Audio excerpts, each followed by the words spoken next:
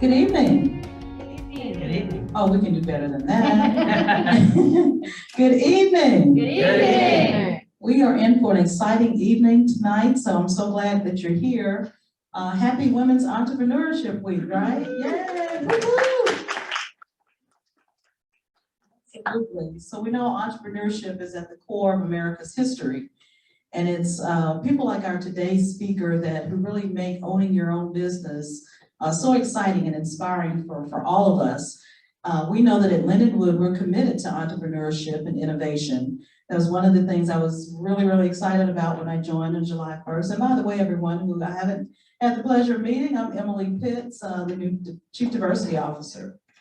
So I have the honor of introducing someone who's presenting to others, to women who exemplify, she exemplifies women who have the true spirit of entrepreneurship because of her passion to do what she loves that's making such a positive impact on the communities that she serves. Amy Mills was raised on smoke, sauce, and magic dust. She is the heiress to the 17th Street Barbecue Empire, and she is the go-to girl for all things barbecue. She is the recipient of the coveted coveted Barbecue Heroine Prize. And she leads the 17th Street Barbecue, as well as she runs OnCue Consulting, the only business consultancy in the world, the only barbecue business consultancy in the world, offering seminars and training in the culinary techniques behind barbecue. So, okay, I thought I could cook. I make really good barbecue, at least all my friends say so, but that could be because they're my friends.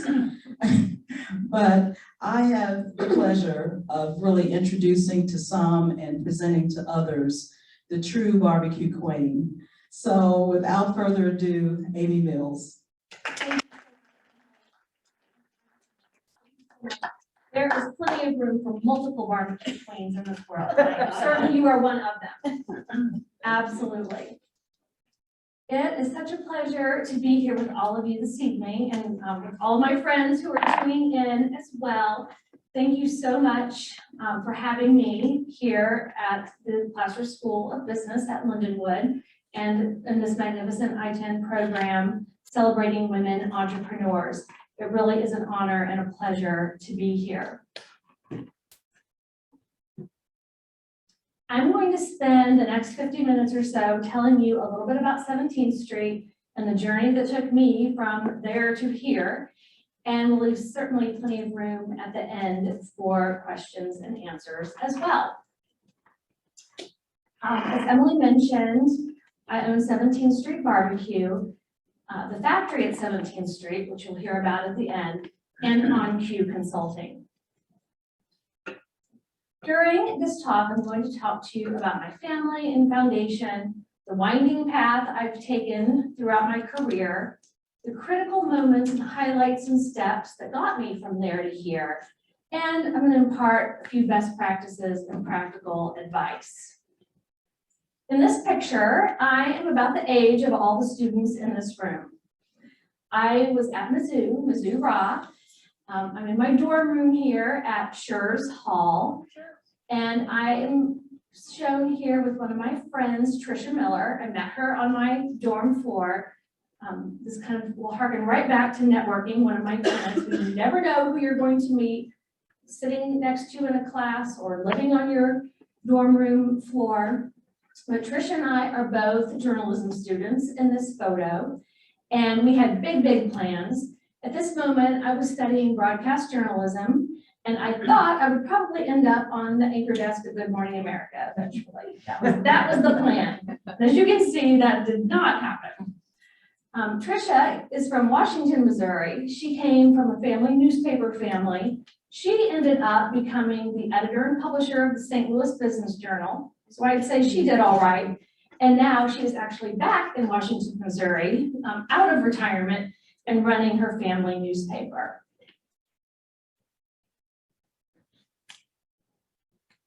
I am a product of this man, Mike Mills, And working with him side by side for the past 21 years has just been such an immense honor and privilege. Everything I know about a work ethic came right here. And I am also the product of these two women.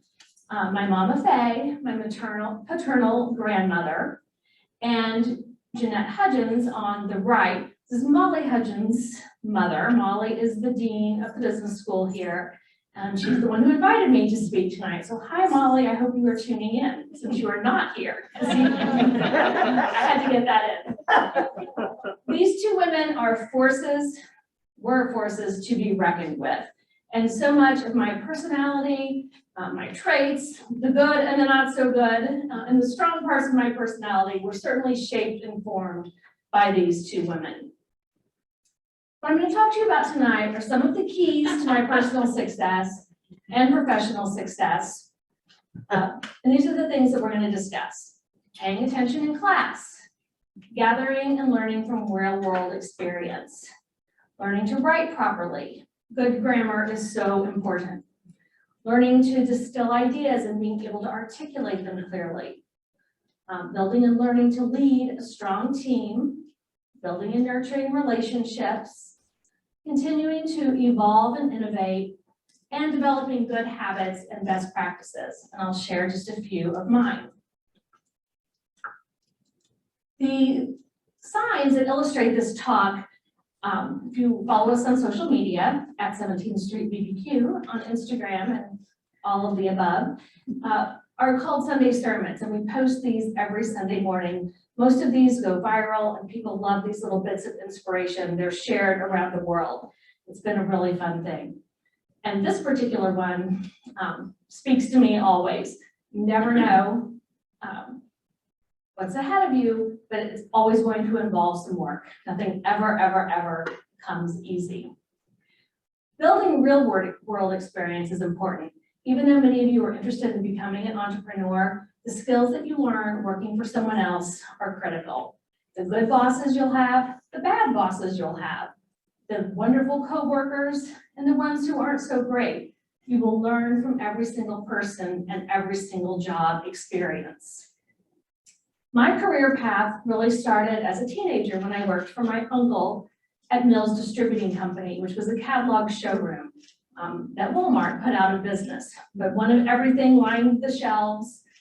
You could go there and buy small appliances and photography equipment. You could buy your wedding ring and register for your wedding china, and buy all kinds of gifts as well as health and beauty aids. Basically everything Walmart has to offer. After graduating from high school, I went on to Mizzou and I worked during school two jobs.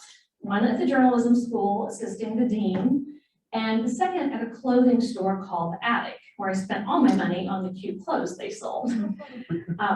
Obviously, the business or working at the J School was wonderful for networking and really getting to know professors. Working at the Attic was a test of patience because the people who ran that store ran a very tight ship, and one that I did not always agree with, but I persevered and it really became a wonderful relationship. After I graduated, I moved to Dallas, and my first job was at Tracy Locke Advertising, which is quite a large advertising agency. At that time was part of the Omnicom group. I'm not sure if it still is. But I dreamed that I would land at Tracy Locke and I would either work in the creative department or in account services. This was during the late 80s, and there were no jobs available in either of those departments, but there was a job open as a copy editor in the traffic department. So I interviewed for that job. As part of the interview process, I had to take a copy editing test, which involved reading some ads that were being produced there. And little did I know, as I marked up all the errors I found, I actually found an error that their lead copywriter or copy editor did not catch. So that caught their attention. I also had to speak with a woman in print production as part of this interview process. And in that talk, I was able to reach back in my brain and talk to her about some things I learned in Graphic Design 101, which I thought were useless pieces of information at the time. and those were about printing processes. So we talked about rotogravures, that's how newspapers were printed at that time, offset printing or color process, how to produce mechanicals and get things ready to be printed properly. Catching that error and knowing about print production landed me a job in the traffic department. And what I came to realize was that what a great place that was to be, because that was sort of the brain of an ad agency. You shepherded jobs from the creative brief all the way through client approvals and then turning it over to be printed or produced. So I really learned about the entire process every step of the way. And soon, when there was a job available in account services, I was promoted to an assistant account executive. I left that job because I moved to Boston. And in Boston, my first job there was at State Street Research and Management Company, one of the oldest mutual fund companies in America. I was not very interested in financial services, but I was hired to be in the corporate communications department there. And one of my first tasks was to buy a fleet of Macintosh computers, a very newfangled thing then. I set them all up for myself and for the 2 copywriters there. And we were all sent off to Quark Express training. Quark Express is now InDesign, for those of you who know Photoshop, Illustrator, InDesign, et cetera. It's an Adobe product. But one of the first things I did was to take all of the materials that got printed monthly and convert them into Quark Express documents so we could update them in-house. We didn't have to pay design firms to update those items any longer. We also did work with outside design firms. So drawing on my experience as an account executive, I managed those relationships and I bought tons and tons and tons of printing for all the different collateral materials that we produced for State Street Research. I left that job to move to Talbot's. My home in Boston was in Hingham, Massachusetts, and that's an hour commute on a boat, which was wonderful, but an hour each way every day. And I thought I would be getting those 2 hours back into my life because my new job was going to be 1 mile from my house. And that is not exactly what happened, because what I learned is that at Talbot's, we worked late into the night every night. So those hours all of a sudden were spent working. Talbot's had mail order catalogs, but they also were in the middle of opening many, many, many stores across the country. And my job in the creative department was helping open those new stores and working on all the sales and collateral materials for the store openings. I was recruited away from that job to a company called DM Management. It was started by an executive from Talbot's who left and bought 14 mail order catalogs. By the time I got to that company, they had winnowed that down to 4 catalogs. And there I learned all about the catalog world. It was a very, very small company, so I got to wear lots of hats and had my fingers in all parts of the creative process, from the time the merchandise was turned over to us, to helping plan photo shoots and making sure that things got packed appropriately for those shoots, managing relationships with outside designers, and then of course finishing off all that work with a team using Quark Express on Macintosh computers right in-house. All of the things that I learned in so many of my J-School classes really benefited me throughout all of this. Graphic Design 101, Advertising Principles, News 101, where I really learned how to write. The skills I learned in those classes, not only did I use in all of these jobs, but I use them still every single day. So at the same time I was doing all of these things, I was becoming an entrepreneur on the side.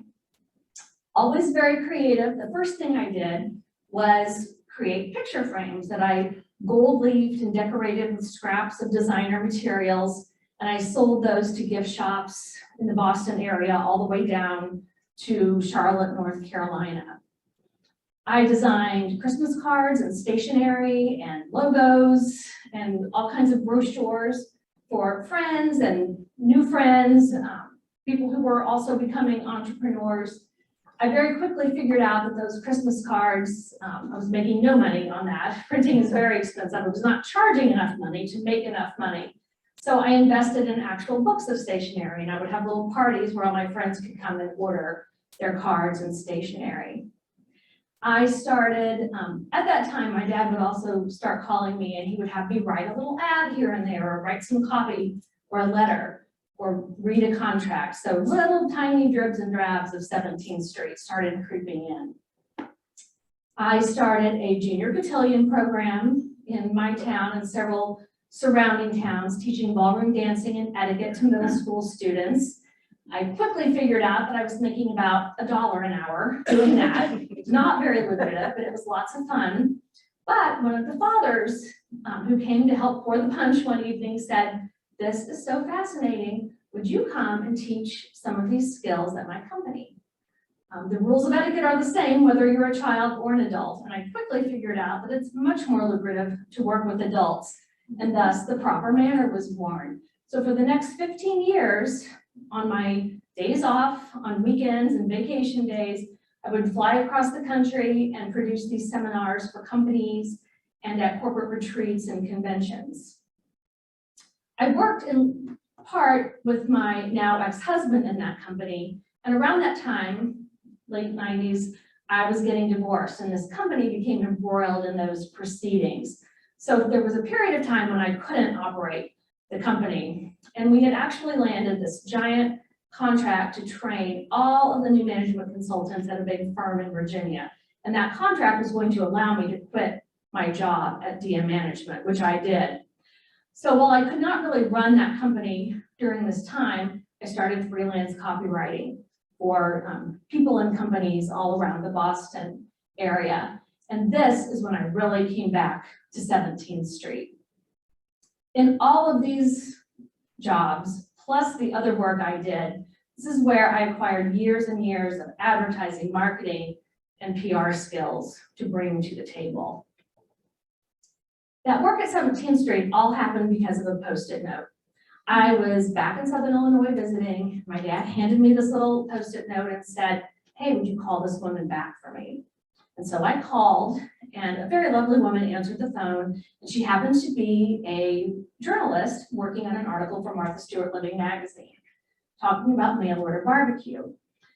She said, "Thank you for calling me back, but I called 3 weeks ago and my article is already written."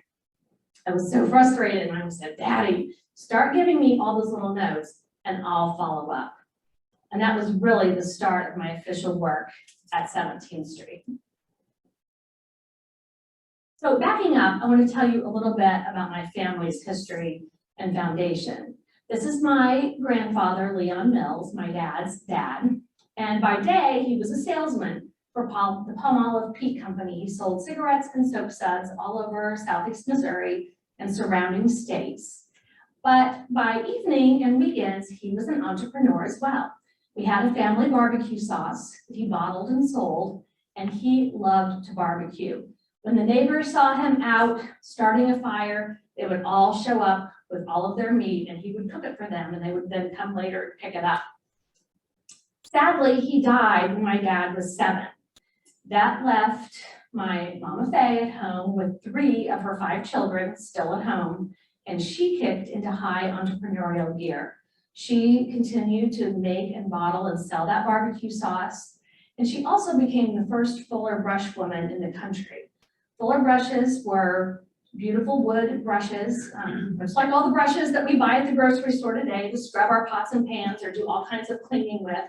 Those weren't available that way then, and she sold those brushes door to door, even taking a taxi cab into neighboring towns to walk and knock on doors and sell them.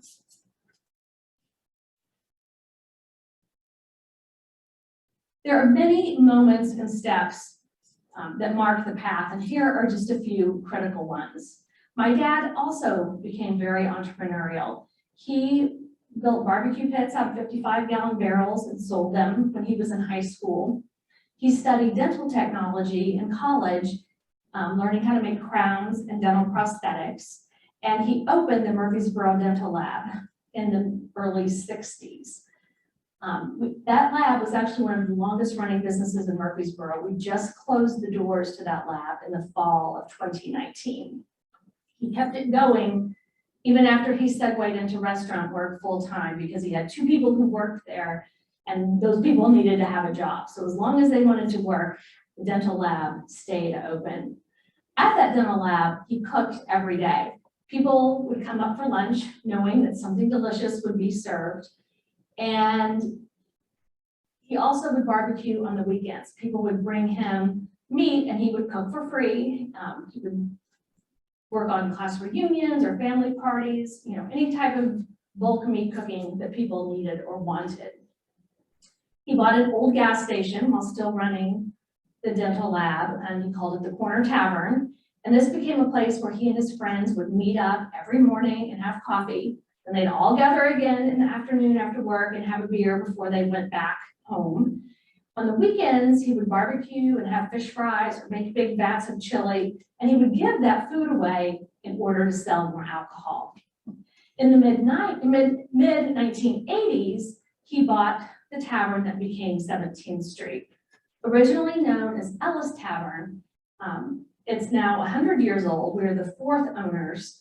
And for over the 100 years, there has always been a barbecue sandwich and hamburgers sold in that location.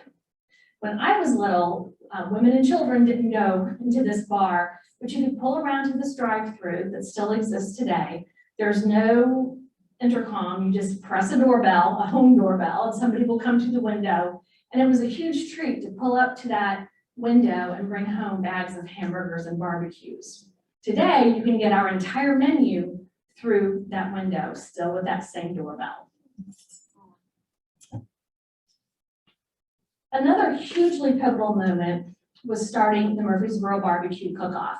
My dad and some of his very civic-minded friends, looking at the state of our town and seeing that lots of mom and pop stores were closing and things were looking a little grim, decided to start this contest knowing that people would travel from all over the country to come and cook. They would stay in our hotels, they would buy a tank of gas, they might go to the grocery store or shop in some other store or business that was located there. This past September, we celebrated our 33rd annual Praise the Lord Murfreesboro Barbecue Cook-Off. We had 90 teams participating in 3 contests that spanned 3 days. And if you run some economic impact formulas, you can see that over the past 33 years, this has injected over $3 million into our town's economy. So it's become a very important fall festival for our town. My dad and his friends knew that in order to get teams to come and compete in this contest, they had to meet those teams. And of course, this is before the internet. So the only way to do this was to form a team themselves and to go out and cook. They would meet their neighbors and entice them to come and cook in Murfreesboro.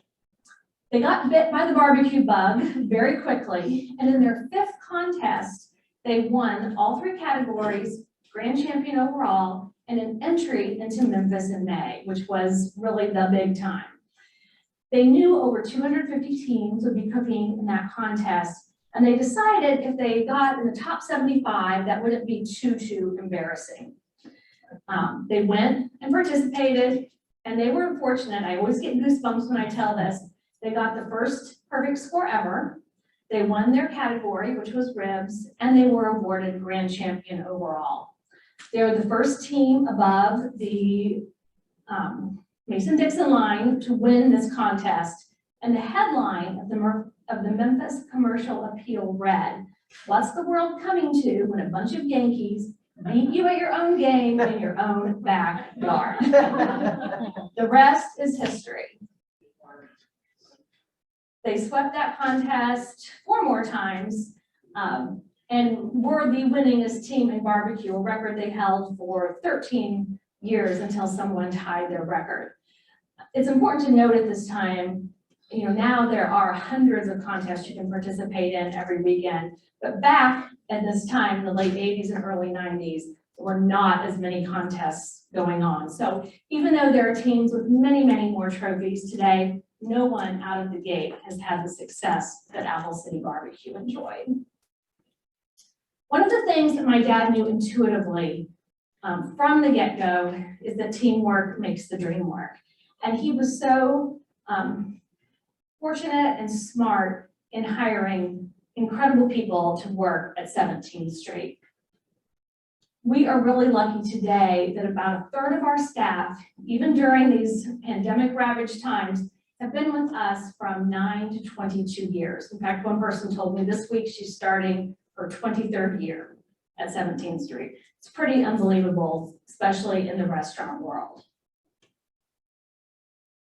My role in all of this has sometimes been hard to articulate, and I love this paragraph. It's a very generous paragraph from a magazine called The Local Palate.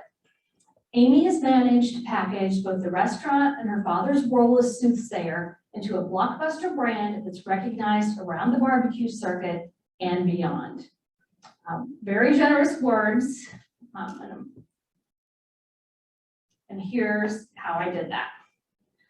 I applied everything I learned at 17th Street, or everything I learned in my real world jobs to 17th Street. I began defining and articulating our platform and our vision. I developed that platform and continued to help build and nurture the network. One of the tenets of our platform is shining a spotlight on Southern Illinois. It's really at the baseline of everything we do, because we know that what is good for 17th Street is good for Southern Illinois, and it brings people to our area. Every time we win some sort of award or accolade, people come to eat our food, and they travel from all over the world. The night before we closed due to the pandemic, we had someone from the country hungry in our restaurant because he wanted to learn about our classes and eat our barbecue. It's pretty unbelievable. Writing Peace, Love, and Barbecue is another thing that really elevated our brand. When I came back to the barbecue world, all of a sudden, many stories and people who were quite uninteresting to me as I was growing up became fascinating.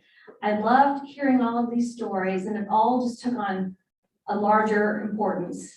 It became very personal to me to help tell these stories. And I could see by going to the bookstore all the time that there were really no books about barbecue that delved deep into the personalities that I knew.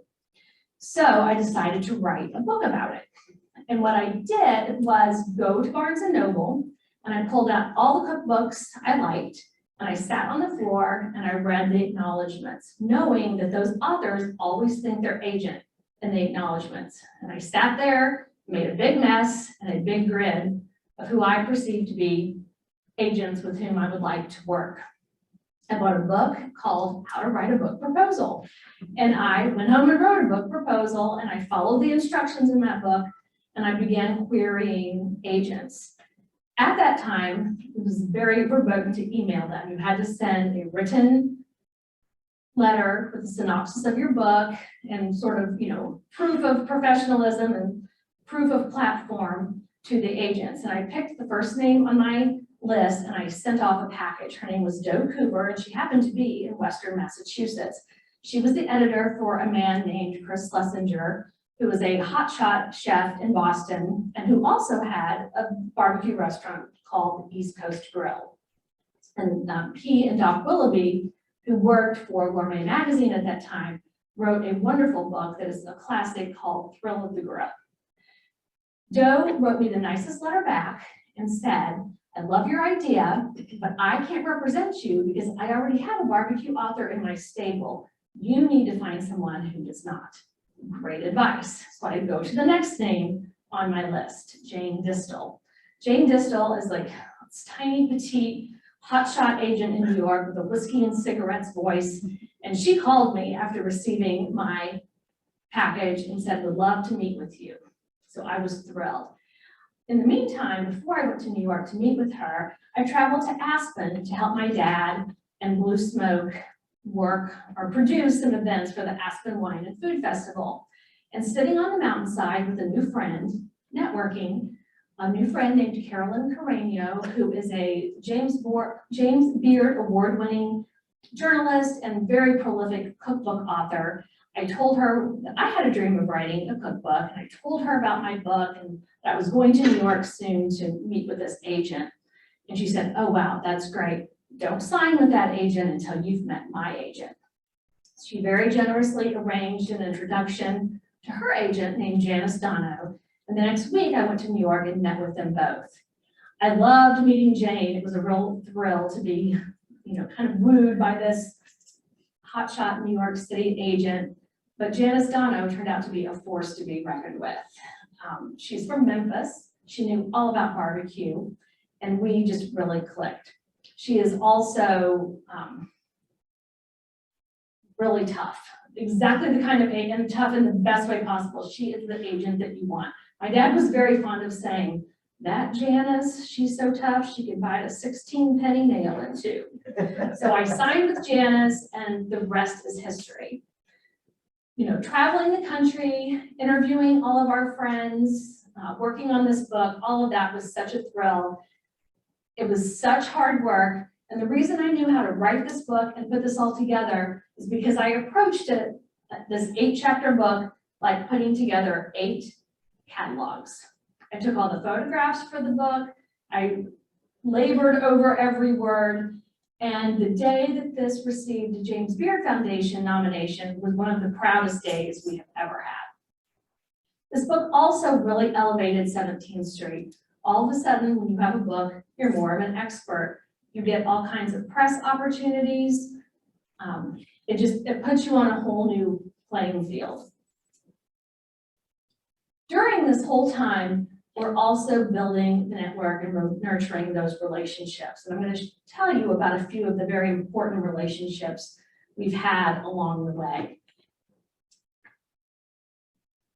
You are absolutely a sum of your friends and people you hang out with the most, for sure. I'm sure you've all read that little axiom, you're the sum part of the 5 people you're closest to. So it's important to choose those people wisely. This is one of my favorite pictures, and one of my favorite times. This was at our book party for our second book. This is at Porchlight in New York City. And here we are surrounded by, the best and the brightest in the barbecue world. And these are people who have been with us coming up through barbecue, through thick and thin. And while they're all here celebrating this wonderful time with us, at least half of that group traveled to Murfreesboro this past summer when we had my dad's memorial service and, carried me along and lifted me up during a very sad time as well. So choose your tribe wisely. They will lift you up and carry you along.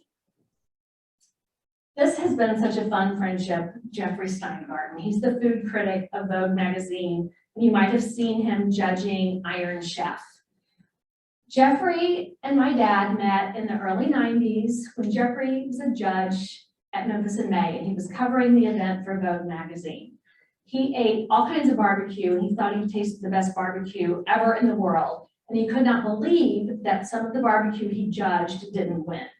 So he came in search of who did win. And by the time he found my dad, all of our barbecue was long eaten by people who surround you after you win this contest. My dad promised to send him some ribs in the mail, and I don't know how long later, 9 months later, a year later, an article comes out in Vogue magazine detailing Jeffrey's experience judging, and the whole last paragraph talks about going to the door in a pristine white bathrobe, taking possession of this FedEx package, heating up the ribs as instructed, pouring on a little sauce, and devouring racks of ribs with sauce running down his face onto his white bathrobe.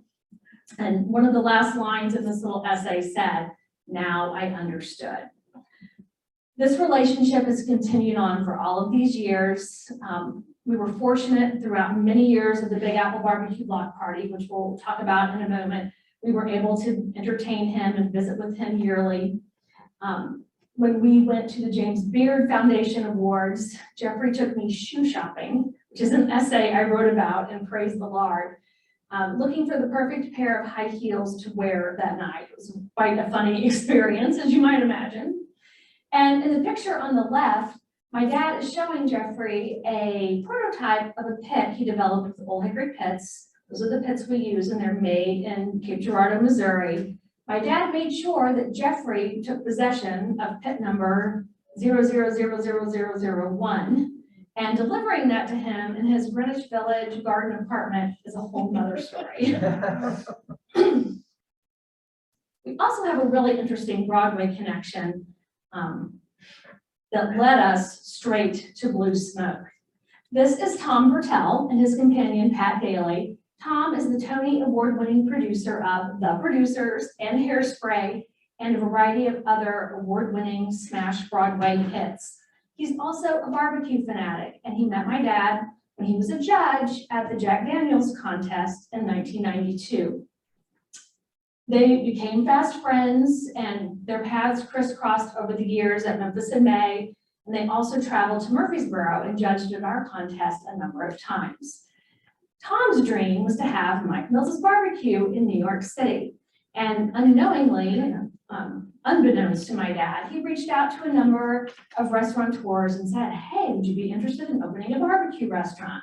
This is long before there was barbecue there, and he had no takers. Tom's producing partner's name is Rocco Landisman, and he grew up in St. Louis.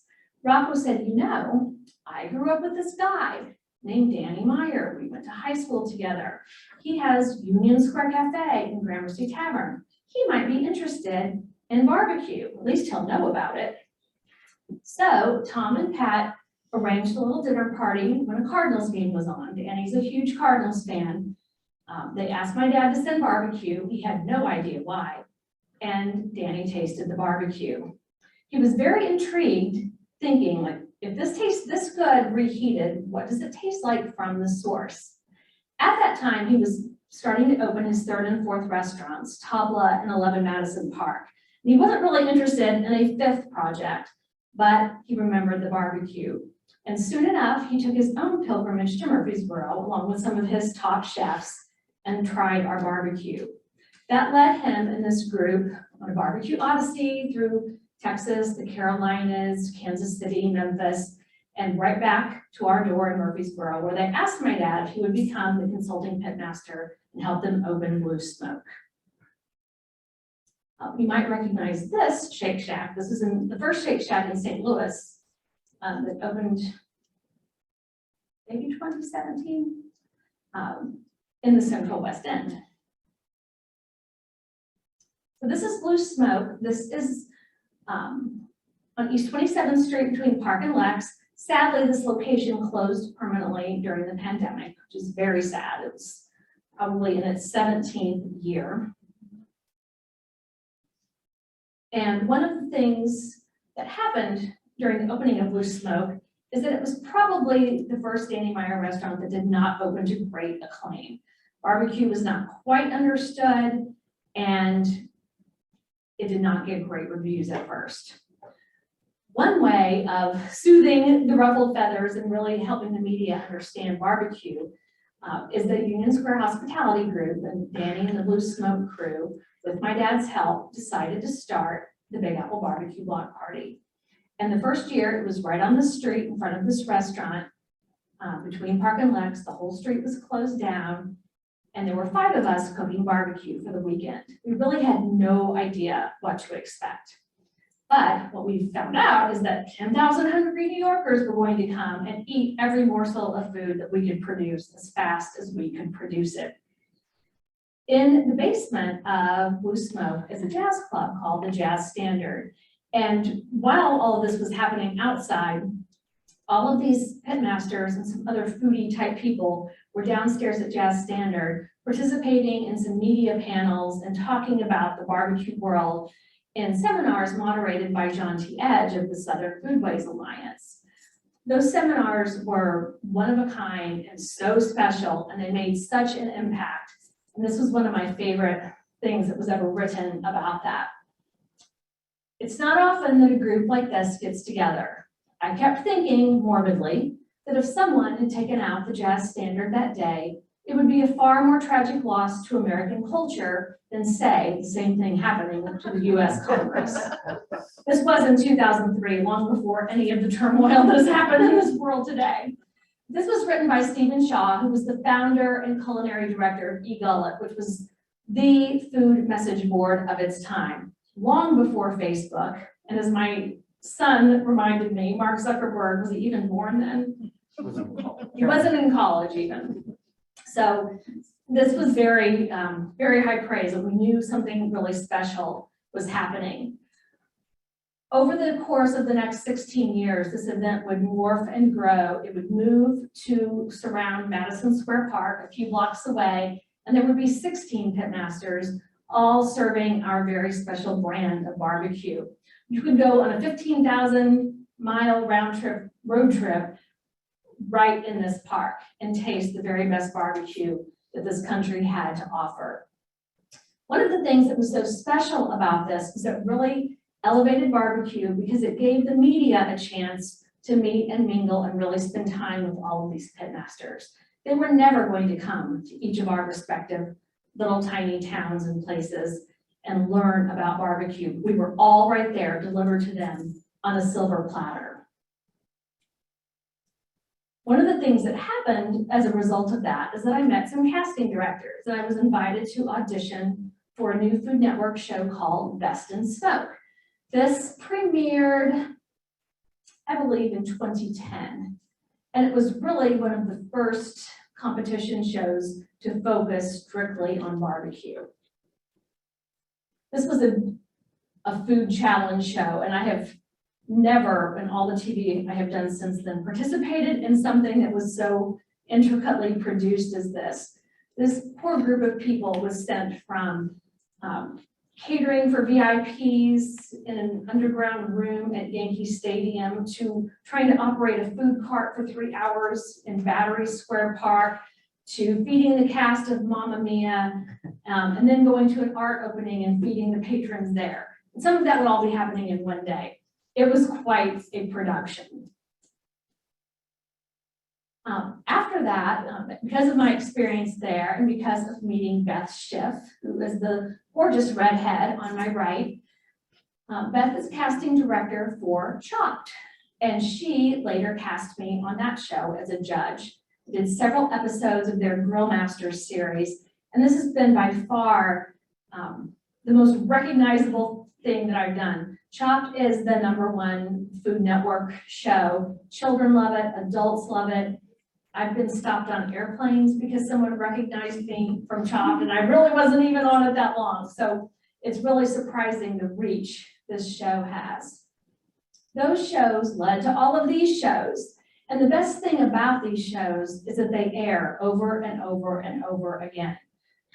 And someone is always seeing one of those shows for the first time. That leads people to their iPad or their computer to research where all of these people are from. It causes orders to come in on our online store, and it leads people right to our door because people love eating food that's been shown on TV.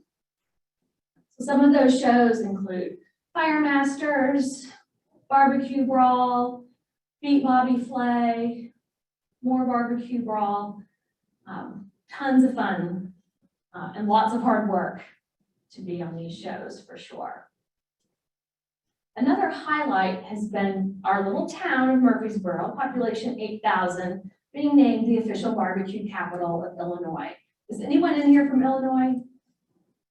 A few people. You know that Chicago is the machine that runs Illinois, and there is certainly some good barbecue in Chicago, but our local state senator, Terry Bryant, proposed legislation back in 2014 based on a very long, rich tradition of barbecue in Murfreesboro, that we be designated this official barbecue capital, and it's probably the only thing both sides of the aisle have agreed upon since. So we're very proud of these signs that lead you into our town. During all of this, running restaurants and catering and an event center is something that we've been doing since 1985. But it's very important to keep evolving and keep innovating. We all have heard the term change or die. You cannot just do one thing. And here are some of the ways that we have continued to evolve and innovate. In 2009, I started these OnCue classes. I noticed that people continually traveled to Murfreesboro asking for my dad, wanting to sit and learn at the foot of the master, and he loved talking barbecue. He would talk barbecue all day long to anyone, to the detriment of our own business often. And sometimes I would go looking for him and there he would be off showing everybody all of our secrets. So I decided, drawing on my proper manner skills in producing workshops and seminars, we're going to monetize that. And we began teaching these business of barbecue classes. People loved them. We taught them some of our cooking techniques, not trying to tell them, we showed them what we did, but what we're hoping is people would say, I like that, but I'm going to cook hotter, or I'm going to cook slower, or this is my rub, this is my sauce. We were never trying to have people copy what we did, but just setting them up with tools for success. Because the very best barbecue is what pleases your palate. And we wanted people to learn from our mistakes so they could go off and make different mistakes. In addition to cooking skills, we taught little mini seminars on branding, marketing, PR, food costing, all different things that go into running a business. People came to these classes who wanted to be in the business or who already were in the business and they knew they could just learn a few things to improve their business. And even some very storied 50-year-old barbecue restaurants would come. Again, the smartest people know that you can go to a seminar and learn just one thing that could transform your business or make you thousands and thousands of dollars. People loved the classes and they wanted more. So we formed a catering masterclass that just focused on catering. And then a whole hog extravaganza / brisket bonanza, where we brought in lots of our friends from the barbecue world, and we would all cook different styles of whole hogs and different styles of brisket so that people could, again, have this barbecue road trip all in one place. And all of these classes were focused on the business of barbecue. So really, not a cooking class or something that you could do in your backyard, but really cooking for a restaurant and running a restaurant business. We published our second book, Praise the Lard, in May of 2017. And while Peace, Love, and Barbecue is the story of us, but also 53 of our best barbecue friends, Praise the Lard is a much more personal book. It is a love letter to our family and to our town, and it really parallels mine and my dad's journey through the barbecue world. I'm really proud of this book, and I'm so glad that we had the chance to capture all of those memories and all of that information before he passed away. In 2015, I had this idea that we needed to take control of our barbecue sauce.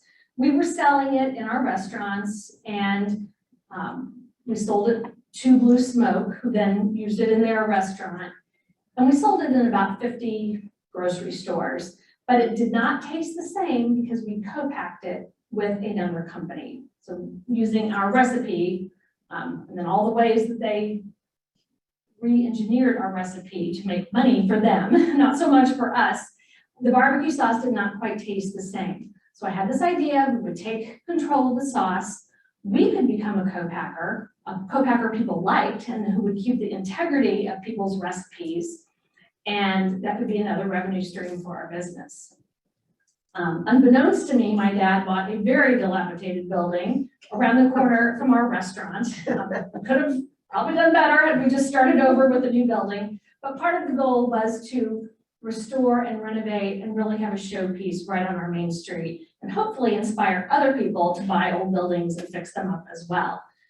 We had lots of fits and starts with this project, contractors who quit, so many things happened. But in January, the sauce factory portion of this opened, the back 2/3 of this building. The facade that you see here is going to be a coffee shop. And as my son and I left town today, they had poured the concrete floor. So all the electrical and plumbing is in. And I would say end of first quarter 2022, we should be serving coffee and breakfast out of the front of this building. The modeling part, and this was a bright side of the pandemic, once we got a new contractor, they finished this all very quickly, and bottles of sauce are rolling off these conveyor belts. We will probably take on co-packing at the end of 2022. Right now, we're just working on getting our own processes down and continuing to staff up. So what I've been showing you today is absolutely the highlight reel. So please know that for all of these highs that I've shown you, there's an equally low low. Things have happened, tragedies have happened, money has been lost, fires, robberies. I can't even tell you all the things. There's always a danger of giving a talk like this and you think this is just all smooth sailing, and that is just so not the case. We're so proud of the highs, and we're equally proud to have powered through the lows. Here are a few more important tips. Become painfully aware of your shortcomings. Hire people who are smarter than you. Hire consultants who can help you. Surround yourself with the best and brightest. You become that group of people. Cultivate a habit of discipline. This is probably the hardest habit you will ever have in your life. The person who is the most disciplined is the person who is the most successful. The person who comes in every day and takes one tiny step forward, even if it's just an inch, because they're doing what they know has to be done. This is the hardest thing to learn by far. I feel like I'm still learning this every day. It will stand you in good stead. Be an optimist. The one with the most hope is always the leader, and lead with that optimism, but remember to act based on reality. Your external team is as critical as your internal team. The relationships you form with your banker, with your accountant, with your insurance agent, all of those people who help your business run are so, so important. I was never happier during this pandemic, 3 days into being closed, when one of our bankers called and said, "What do you need? Can you meet your payroll this week? Do you need money?" And I said, "Yes, I do. I do need money." And the money was there. So that would never have happened without years and years and years of developing relationships and helping that group of people along with their success as well. One thing that no one ever really talks about is that entrepreneurship is lonely sometimes. You're all by yourself in this game. So cultivate your personal friendships and your professional friendships. Those will become so important to you. Generosity is a recipe for success, and that is one of the tenets by which we operate, and one thing I learned from my dad. He believed in this so deeply. We are invested in the success of our town, of our region. We know that what is good for us is good for them, and vice versa. We are committed to supporting teachers and preachers, is what we say. We will support every church and every school in our town and in our surrounding towns. That is what creates our local business, and that's what keeps us in business. All of these awards and accolades are great, but it's the local business, day in, day out, that keeps the lights on. The secret to your success is found in your daily routine. So those good habits that you cultivate are super important. I'm a huge believer in the daily gratitude journal, and I have filled dozens of these books, the 5-minute journal. You can find this online at the5minutejournal.com. I love these little books, and I use them daily. Become a voracious reader. Read for pleasure, read business books. Personal and professional development is super important. I am a lifelong learner, and I love going to seminars. And my favorite seminar with all the females in this room is called the Southern Sea. I go every February. It's in Sea Island, Georgia, which is a gorgeous place. And this event hosts several hundred female entrepreneurs from all over the South and all types of businesses. I learn so much. I get re-energized. It's just the perfect start to my year every year. One of the favorite programs I've ever been part of is the Goldman Sachs 10,000 Small Business Program. It was a very rigorous interview process I had to go through to be accepted into this program, and it's really like a mini business school. I know all about the creative side of things, but I was a little shaky on the numbers, and going through this program really helped me gain so much more financial perspective about our business. And finally, volunteer work is so important. We spend a lot of time supporting volunteer organizations in our community, and I personally serve on 2 committees, Murfreesboro Main Street and Revitalize 62966. Both of those organizations are committed to making our town a better place in which to live and conduct business. We're focused on attracting new business to town and really spiffing up our Main Street and our facilities. And that has been incredibly rewarding work. Develop your mantras. At 17th Street, we are cheerfully flexible. We would never have made it through this pandemic without being cheerfully flexible. Again, about generosity. And finally, always asking, how can I help? Helping other people, putting out the hand, giving the advice, pointing someone in the direction of another company that might be appropriate for them. All of those things make us a leader in our industry, and they really make 17th Street tick. People know they can reach out. We are just a phone call or email away. So here are all the things we discussed. We know you're going to pay attention. You're going to go out and work. The world needs you to be working right now, so please go get a job if you don't have one. A part-time job would be awesome. Learn to write and speak properly and articulately. Good grammar is so important. The world still notices good grammar. I was having my nails done before I went here, and I saw horrible grammar flashing across the scene from NBC. Could not believe, like, where is the copy editor? People do notice. And learn the difference of using I and me. It is a huge indicator of educational level. And I hear it at every level of education, people who misuse I and me. Teamwork is everything. Never stop networking. Evolve and innovate. Develop those good habits and best practices, and give until it hurts. I never dreamed when I was that girl at Mizzou standing in Schurz Hall with my friend Trisha that I would be back at 17th Street running that company today. And it has been such an honor and a pleasure. I have loved my time living in Boston. I still have my home there, and I haven't been there in a year and a half. It's where I raised my children, and they'll always be a part of my heart that is there. But there's something about returning to your roots and making a difference in your town, being near your family, that just rings true, and it means the world to me to be back there. So my charge for each of you is to create a grand vision. Create the highest, grandest vision possible for your life, because what you believe is what you will become. Thank you.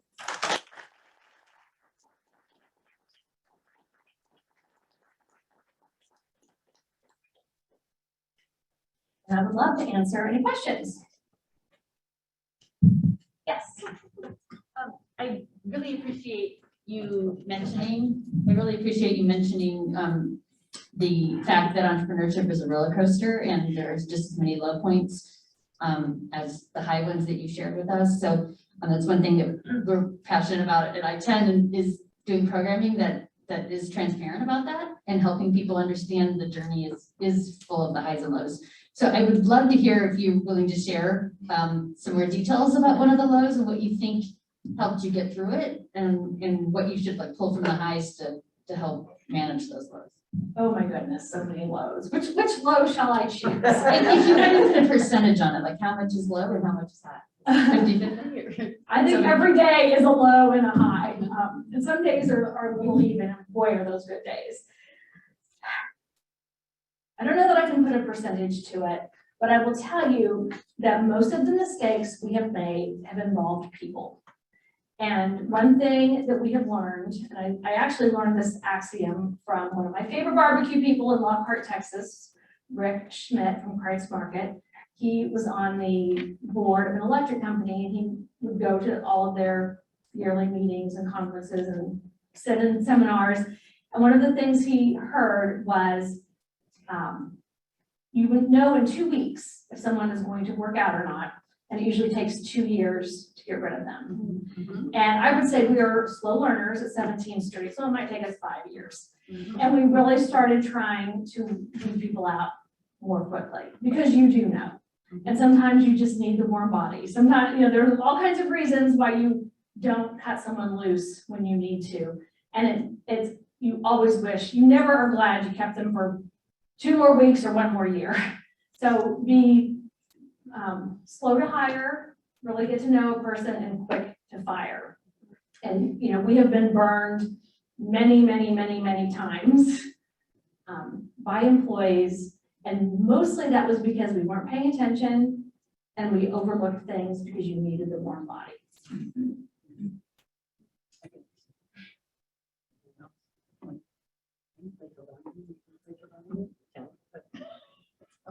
Any other questions? I have another one if nobody else. I have like 16. But, so first of all, you're incredibly humble because what you've accomplished is very, very. Oh, I'm sorry. Do I have to start from the front? Yes.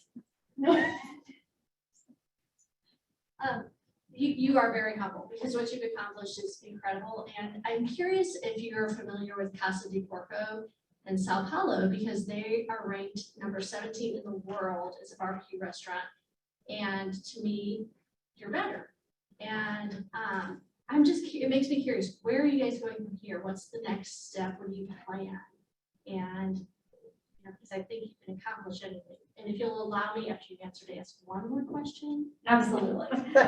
So I'm not familiar with that place, but I would love to be, because obviously trying new barbecue and making new barbecue friends is a passion. So I'm going to write that name down. Where is that located?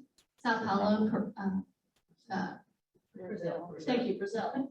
Oh, Sao Paulo. I thought you were saying Sao Sao Paulo. Got Sao it. Paulo. Got it. No, I'm not. I'll have to go there. There's one in Argentina. I'm gonna put that on my list for sure. Yeah, I would love to do that. Yeah, let's go. My sorority sisters back there, we're gonna go on a road trip or a plane trip. I forget the question. Where am I going from here? Where you're going from here? So that is a great question. At one time, we had 4 restaurants, and we had 4 restaurants in Las Vegas. So I've skipped over so many things. We'd be here all day if I told you the whole story. But what I've learned is that barbecue is a culture, not a concept. And we were not successful when we had all of those barbecue restaurants for a variety of reasons. We had one restaurant in the Metro East area in O'Fallon, Illinois. And it was a restaurant that we took over after a different barbecue restaurant went out of business in that location, which rule number 1, don't open the same kind of business in the same location. So that's a really bad idea. We didn't know it at the time. And what I learned is that we kept moving people there to work and they wanted to come back home. So then we tried to hire locally and they didn't drink our Kool-Aid. They did not understand our culture and it did not feel like 17th Street. And we started investing so much time in this restaurant that was an hour and a half away. We could not get there easily or quickly. And, that was all to the detriment of our thriving restaurants in other places. At the same time, we had a restaurant in Sparta, Illinois, about 45 minutes away at the World Shooting Complex, which was an $80 million boondoggle of a deal. It's the world's largest skeet and trap shooting line. And we ran the restaurant there for several years. We got there because the people who were running it left in the night and they needed help. And we understood why they left in the night after we got into it. So here we are with 4 places and 2 are really a struggle. And we opted not to renew the contract at the shooting place. It was out, so many issues. And then we finally just pulled the plug on the O'Fallon restaurant. And that was such a hard thing for us to do. We had never closed a restaurant before, but it was going nowhere fast. And interestingly, we continued to pay the rent for 3 more years because we were in a lease situation. We own our other properties, but this was a lease situation. And the person who owned the property kept trying to rent it to other restaurateurs.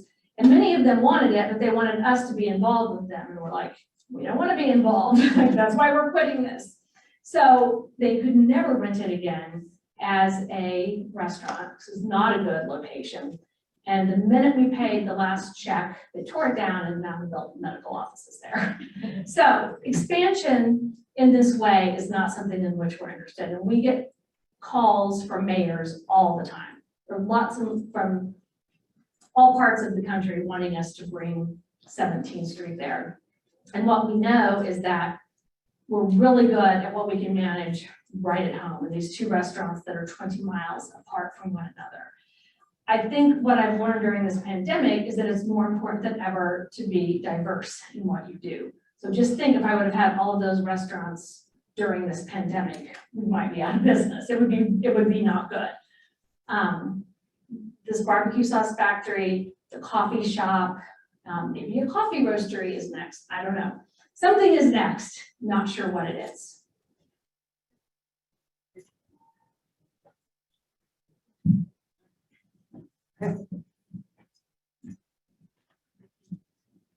So Amy, Yes, Paul. Amy and I went to high school together. I'm from Murfreesboro. I need to come here, but it's an amazing story that you told, and like you said, you see these pictures. I mean, this is a little hole in the wall, 17th Street. I grew up 3 blocks away. It used to be a fish store right next to where the place is there now. When I was a kid, I bought fish there. But I think it's interesting because I know when you talked about your lows and you guys bring that up, during the time of the pandemic, I know I've talked to you and you're like, we're trying to figure out what to do here. And I know your decision was the best thing to do was we just need to let people go, save money, talk to the bank, because we're just going to spend all our money trying to keep our drive-through going or whatever. So I'm curious about how you got through that time. And I also know you talked about the online business and those types of things. I do know that that is a big part of your company, and how 17th Street is doing well. So I'm curious about those two things together. Sure, thank you. Closing our restaurant during the pandemic and choosing not to keep that drive-through open was a devastating decision. And I mean, it was like a knife through the heart. I thought would be okay. My cousin actually owns the Dairy Queen across the street from us, and he's shoveling in, like, the line is down Walnut Street. But our drive-through wasn't that busy. And the first few days were very, very low. I think everyone went to the grocery store, stockpiled all that food, and no one was eating out. And what I decided was that we could give our staff a break. We could let them right away get on unemployment, and we could just take a deep breath. So we went from 106 to 5 employees, which was a shock. And the first thing that happened was we decided to do some renovations, and we thought, oh, we're only going to be closed a little bit. Now would be a great time to tear out all these old bathrooms and retile them, and we need a new walk-in. So we embarked on some capital expenditure projects that I might not have taken on had I known that we would be closed for much longer than those 2 weeks. But what happened immediately is that mail order took off. So luckily, we had set a foundation with technology that stood us in very good stead. We had a great shopping cart. We had invested in great photography over the years. And we had this Toast POS system that allowed us to do some cooking for local pickups. And local people could get online and order from that Toast POS system. So had we not had all of that, it would have taken money and time to get all of that up to speed. But luckily, we had already invested in those things. So for the first few weeks, I was packing and shipping, and I started making mistakes. Like, you ordered a t-shirt and you ordered some sauce and you got each other's package. And then somebody would let me know, and I would say, just keep it and you'll get yours tomorrow, we'll get that out. We did have a skeleton crew who was able to cook all the food that we were shipping out. So we shipped ribs, pulled pork, and baked beans. And then other people had to start coming up and checking my work because I was messing up. I would lay out all the orders every day, and someone would come behind me and just double check and make sure that everything was going in these boxes properly. But pretty quickly, we would be doing that for 5 hours a day. So the first hire back was the person who packed and shipped all the food and all the mail orders. So we were really happy to see her come back to work. And then we started doing the 17th Street Family and Friends, where we partnered with some other people in the area, the pie shop, some of the orchards with their apple butters and fruits. There's a farmer's market person called Big Muddy Hogs, and we had some of his meats and bacon and eggs. And you could order these packs and come pick them up on Fridays or Saturdays. And so one week might be nachos and everything you needed to make these barbecue nachos, plus all these other items. We had growlers of beer from our local breweries, different cocktails when we started to be able to sell cocktails to go. We had some of our signature cocktails in mason jars. And so that was kind of a fun thing to do. And it just helped us stay in the game. It was a lot of work for probably not a lot of financial reward, but it was a hard reward for sure. And people loved that we were including other people in the area in these packages. So long story short, closing was tough, tougher than I ever knew it would be. In Illinois, our rules, again, governed by other parts of our state, were very strict and stringent. So, we had to close the second time, and that time we were closed for 79 days. That was really rough. We could only be outside, and it was the dead of winter. But we did power through. And part of that is thanks to this incredible team that we have, because when we first started calling people back to work, they were having a good time at home. Everybody enjoyed that. And they were like, already? It's time to come back. But no one said no. Like, that core team that we have is just really, really incredible. And, we wouldn't be here without them, for sure. Yes. Oh, sorry. I got so into your answer. Thank you. This has just been amazing. You have a wonderful journey and story. I'm just sitting in awe of the evolution of everything that you've accomplished. And you started to talk about your people, and that's the question I wanted to ask, is the culture. As we know, Peter Drucker says, culture eats strategy for breakfast, right? Yes. So can you talk a little bit about that? Because it sounds like you have an amazing team. You've been able to retain people in hard times. They were happy to come back and all of this. And just listening to you talk, I can see why they would want to come back. But can you speak a little bit about your culture? Sure. Culture is everything. And one of the slides I didn't show you is this poster that we have that says barbecue is a culture, not a concept. That word, I'm gonna have a barbecue concept that is like fingernails on a chalkboard to me. It's so much more about the culture. You can eat some mediocre barbecue in a wonderful place surrounded by your family and friends, and you had the best night ever. And we all know everybody, even bad barbecue is somebody's favorite. No two barbecues are the same. It's such a uniquely American food group, for sure. The people we have, it is not because we pay the most. If any of them are listening, they will tell you we do not. We try to be very fair, and we're trying to do better in some of those areas. But I feel like we're a great place to work. We have a weekly meeting, and one of our workers has to bring her daughter to the meeting because she doesn't have childcare that day, but she wants to be at the meeting. And so we have that. We have taken, we've had these opportunities to travel the country, which are highly unique. We have taken so many people on their first plane ride, on their first trips to New York City, all over the country, meeting and eating barbecue and putting together food itineraries and going to a place and eating everything on the menu and then really talking about what we eat and how that informs our education and what we know and what we think about this world in which we're operating. It's fun to come to work. People are nice. It's very self-selecting. People who don't fit in are not there very long.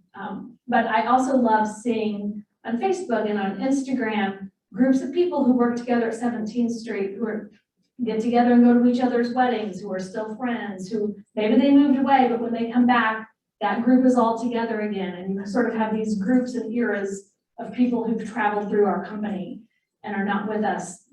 We have that group who's going to stay for a long time. And then we have a group who might be there because they're college students. So they might be there from 1 to 6 years, depending on what kind of program they're in. We have people who worked for us in college and they're teachers, and now they come back in the summers and still want to work at 17th Street. So I don't know that you can define it. I wish that we could define it or bottle it or say, this is what you have to do. But whatever it is that we're doing is working. And I think it's really based upon an incredible amount of selecting the right people, a lot of mutual respect, and just treating people the way you would want to be treated.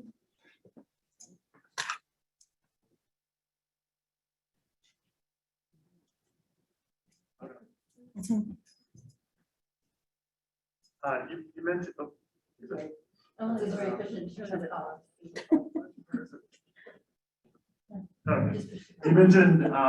you mentioned selecting people a couple times, right? So, and I do think that's super important. You mentioned that was one of the ways that can go wrong the quickest. For everybody here, I mean, what tips do you have for how to do that well, since you guys have been doing it for a long time and you have found a good group of people who maintain that culture so far? I think that what my dad was very talented at from the get-go, and it's something that Danny Meyer has articulated so well in his book, Setting the Table, and it's hiring the 51%er. So if you are hiring for personality and then training for skill, if you like the person, if they have a great personality, if they have that EQ, that emotional quotient that is so important, you can train somebody to do almost anything in the restaurant world. But you have to start with what's in here instead of what's up here.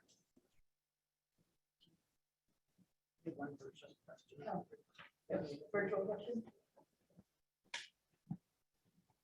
One virtual question. Of course. It sounds like she may know you. Great. Amy, please share what you've done to the area under the water tower this past summer. Yeah. Well, I didn't do that. I was the fortunate recipient of some railroad remediation work. Across the street from our event center, which is called the Warehouse, we have a catering kitchen, 2 event rooms, our mail order business, our offices. It's really sort of the brain of 17th Street. We own this parcel of land, and that's where we hold our barbecue cook-off, and that's where we park for events. And that land was contaminated by the railroad years ago, and they needed to remediate it. So initially, they wanted to come and just cover the whole thing with asphalt. And that meant taking out all of the grass, all of the trees, all of the light poles and electricity, and all the things that we had engineered to hold these events. And so when I explained what we use that for, they so kindly brought in a landscape architect and helped us design this unbelievable space that has buried electricity and all the proper voltage. So when people plug in, it doesn't blow the whole thing up. Right now, it's all the gravel that has been there is being dug up, and all the plantings are going in. So it really is like a beautiful park and green space. And we are very grateful and thankful to the railroad for helping us facilitate that. And Amy, she said she loved your holiday packages, partnering with other local businesses as well. Her name is Wendy Barlow, and she is from Murfreesboro. Yes, she is. Hi, Wendy. You're so nice. Wendy lives in the Chicagoland area, and she is a hotshot consultant, seminar leader. She worked for Accenture, and now she has her own consulting firm. Anybody else? Any questions? I have one more, just as the mother of a vegetarian, I would be curious to see if you're seeing any kind of plant-based barbecue in this, or is it just such a, we don't talk about impossible barbecue? Because the rest of my family, we're talking about culture, we're like, oh, let's do barbecue, and we always have Kylie's like, oh, it's salad night again for me, so is there any hope or? Sure there is. We even have a few vegans who have infiltrated our ranks. We won't talk about that. We love them. We love them all. There is Impossible Barbecue. There's jackfruit that mimics pulled pork. It is very popular. That's not something that we have on our menu. I'll never say never, but it's not going to be an immediate need for us. We're still pretty meat and potatoes in Southern Illinois, and not a lot of people just requesting that. In our catering world, we get lots of requests for vegetarian options. We do some delicious smoked portobello mushrooms that are filled with cheese and vegetables. We have a vegetable lasagna. We certainly have lots of side dishes, although many of our side dishes, like our green beans, are seasoned with brisket and other meats, because of course that makes everything better. So, But That can somebody be- out there cares about it. so there, people absolutely care about it, and, you know, we do have some things on our menu people can eat. We haven't necessarily catered to that group yet, but never say never. I have another virtual question, from Amy, do you see another book on the horizon? Oh, Nita, you want me to come to Atlanta and have another big book party? That's your agent. That's my best college friend. Her sister is sitting right back here. She's the godmother to my son, and I'm the godmother to her son, one of her sons. I probably have one more book in me, but I write the books myself. It really takes a lot out of me. My tears and blood are on every page. So I'm not going to be doing that anytime soon, but I probably have one more in me. All right, we have time for one more question. Any more questions? Oh, hands back over. Thank you for being such a lively, interesting group. Let's give It's such a Amy pleasure. another round of applause.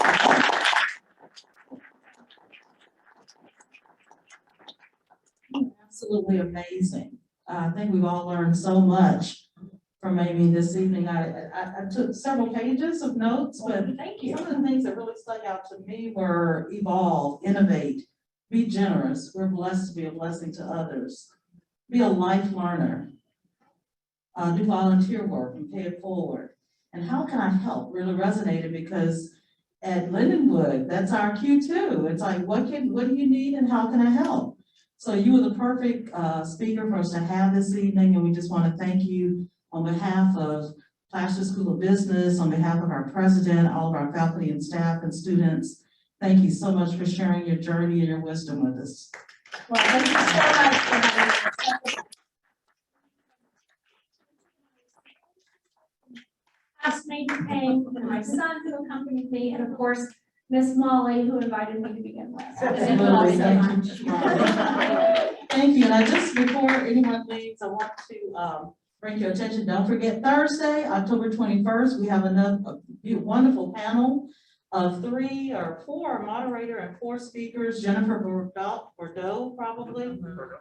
Bordeaux, Kate Morrison, Riona Wise, and Kate Redford, talking about the book that they all have chapters in called Owning Your Grit.